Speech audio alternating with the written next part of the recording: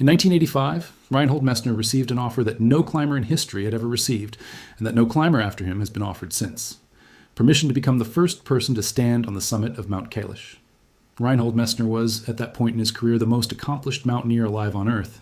He had been the first person to climb Everest alone and without supplemental oxygen, a feat that most professional climbers had considered impossible before he did it in 1980.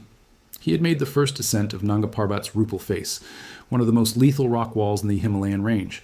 He was systematically attempting to climb all 14 8,000ers, the 14 peaks above 8,000 meters, a project he would complete in 1986. He had climbed things that other people only imagined climbing. And he said no, not because he couldn't, not because the mountain was beyond his technical capability.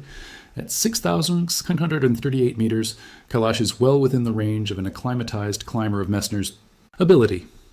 Not because the conditions were prohibitive. He said no because, as he explained in subsequent interviews, he regarded the mountain as sacred. Climbing it, in his view, would be an act of desecration, a violation of something that belonged not to the climbers who might be capable of reaching its summit, but to the traditions and the people for whom that summit was the most sacred point on Earth. "I am ready to go to jail to prevent the mountain from being climbed," he said. "For the rest of my life, I will fight against any attempt to climb Kailash." From the most accomplished climber of his generation, this was not a casual statement. It was a considered position by a man who had spent his life pushing the limits of what human beings could do on the world's most dangerous terrain, and who concluded, after considering this specific mountain, that some places should remain unreached, that some heights should remain unclimbed, not because they are beyond human capability, but because reaching them would cost something more important than the achievement. Kailash has never been climbed. Of the thousands of significant summits that human beings have reached in the history of mountaineering, from the first ascent of Mont Blanc in 1786, to the first ascent of Everest in 1953, to the recent completions of winter ascents of peaks that defeated every previous attempt, Kailash stands alone as a mountain of major prominence, within technical reach of skilled climbers, that remains completely unclimbed. Not because no one has tried, in every sense, because no one, confronted with the specific combination of factors that this mountain presents, has chosen to complete the attempt when the opportunity was available. The physical approach to Kailash is itself a significant undertaking. The mountain is located in the Ngari prefecture of the Tibet Autonomous Region of China, at an elevation requiring extended acclimatization and accessible by road only since the construction of modern infrastructure in the region over the past several decades. The nearest significant town is Darchen, which sits at approximately 4,560 meters above sea level. From Darchen, the Kora, the 52-kilometer circumambulation circuit, circles the mountain at elevations ranging from roughly 4,700 to over 5,600 meters at the Dromala Pass, the high point of the circuit. The circuit is walked over approximately 3 days with overnight camps at specific designated points along the route. It is a serious altitude undertaking for anyone without extensive acclimatization, and the Dromala Pass at 5,630 meters is, for many pilgrims, the most physically demanding single section of the journey. But the approach to the actual mountain, meaning the faces and ridges that constitute the summit structure, is a different matter from the Kora.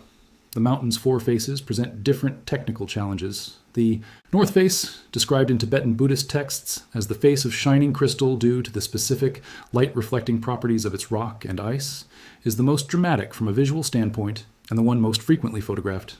The south face, which is the face most commonly seen by pilgrims approaching from Darshan, shows the distinctive pyramidal silhouette that has driven comparisons between the mountain and artificial construction. The east and west faces are less frequently photographed and less extensively documented in the scientific literature. The climbing prohibition at Kailash is not merely informal.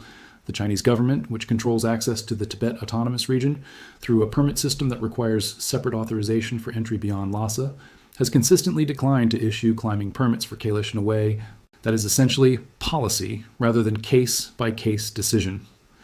No commercial expedition has ever received authorization to attempt the summit.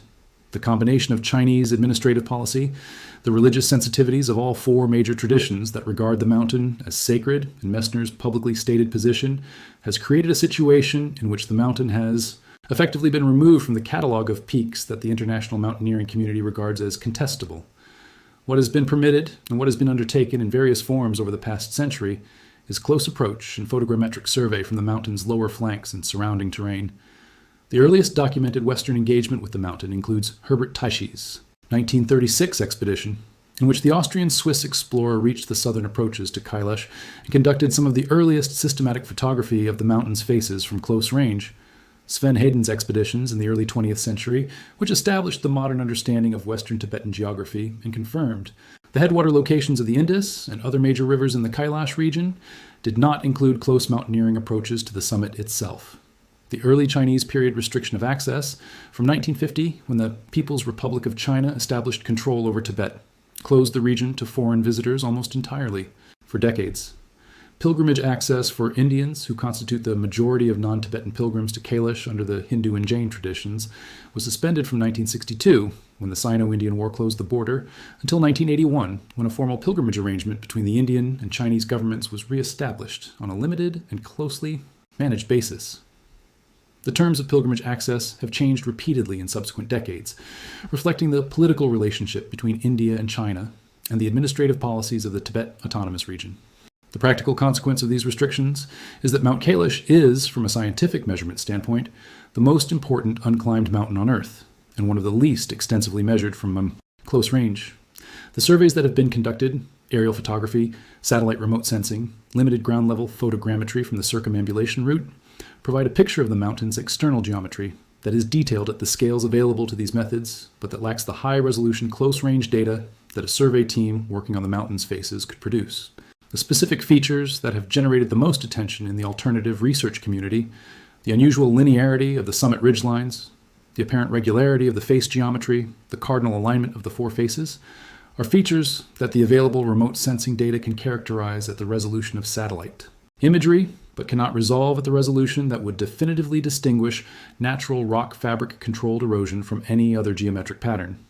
High-resolution LiDAR survey, which uses laser pulses to generate three-dimensional point clouds with centimeter-scale resolution, and which has been applied to other mountain faces to generate the kind of precise geometric data that resolves these questions, has not been comprehensively applied to Kailash. The north face is the feature that has drawn the most specific scientific curiosity. In Tibetan Buddhist texts, the north face is described as composed of crystal, a description that the tradition interprets metaphysically, but that researchers examining the face in available imagery have noted corresponds to an actual reflective quality of the rock in that section of the mountain. Geological analysis of the Kailash conglomerate suggests that the rock composition varies across the mountain's faces, with some sections containing higher proportions of siliceous material that would reflect light differently than the surrounding conglomerate. Whether the traditional description of the north face as crystal corresponds to an ancient observation of this actual reflective property, seen by pilgrims over many centuries of circumambulation who noted the way sunlight struck that specific face differently from the others, is not established, but is not implausible. The north face specifically is also the section of the mountain visible from the Kora's northern section, traversed by pilgrims crossing from the Dromala Pass back toward Darchen. The visual experience of the north face from the pilgrimage route, seen at altitude after the physical effort of crossing the Dromala in the typically clear high-altitude light of the western Tibetan plateau, is described by nearly every pilgrim account as among the most visually striking moments of the circuit. What the accounts consistently describe is not a standard mountain face, but something that looks, in the specific quality of its light and its geometry, different from the surrounding terrain in ways that the pilgrims find spiritually significant. Lake Manasaravar at the mountain's southern base adds another dimension to the physical environment of Kailash that no survey from a distance fully captures. At 4,590 meters above sea level, Manasaravar is one of the highest freshwater lakes in the world, a nearly circular body of water approximately 320 square kilometers in surface area, fed by glacial meltwater from the Kailash Massif and by precipitation on the surrounding plateau. Adjacent to Manasarovar, separated from it by a narrow strip of land, sits Lake Rakshastal, a salt lake with no outlet, irregular in shape, with no aquatic life beyond. Microorganisms adapted to its saline conditions. The contrast between the two lakes, one fresh, one saline, one circular, one irregular, one biologically active, one essentially dead, is physically real and dramatic. Hindu tradition holds that Manasaravar was created in the mind of Brahma and that bathing in its waters provides liberation from the cycle of rebirth. The specific association of Manasaravar with spiritual liberation and Rakshastal with demonic forces in the traditional accounts maps a real physical contrast between two lakes of dramatically different water, chemistry, and biological character onto a spiritual geography that may have originated in observation of exactly that contrast. What Messner understood when he declined the summit offer in 1985, and what the specific history of human engagement with this mountain, from the oldest bone texts to the satellite imagery of 2026, consistently suggests, is that Kailash occupies a category that doesn't fit the normal frameworks for categorizing mountains. It is not the highest peak in its range. It is not the most technically challenging. It is not the most remote. But it is the mountain that the greatest climber of his generation chose not to climb, that 4 major world religions regard as the most sacred point on earth, that has never been stood on by a human being in documented history, that sits at the center of the largest hydrological convergence on the Asian continent. The secret behind Kailash is not a secret that any climber standing on its summit would necessarily find.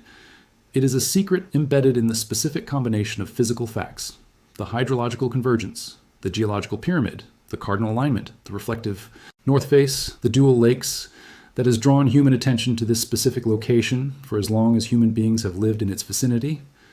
Reinhold Messner recognized that reaching the summit would not provide him access to whatever makes this mountain what it is. Whatever it is that makes Kailash the convergence point of 4 religious traditions, the source of 4 rivers, the most sacred and the least studied major peak on Earth. That is not something you can reach by climbing to the top. Subscribe, because the mountain that the greatest climber alive refused to climb is still, in 2026, unclimbed and increasingly understood to have been worth refusing.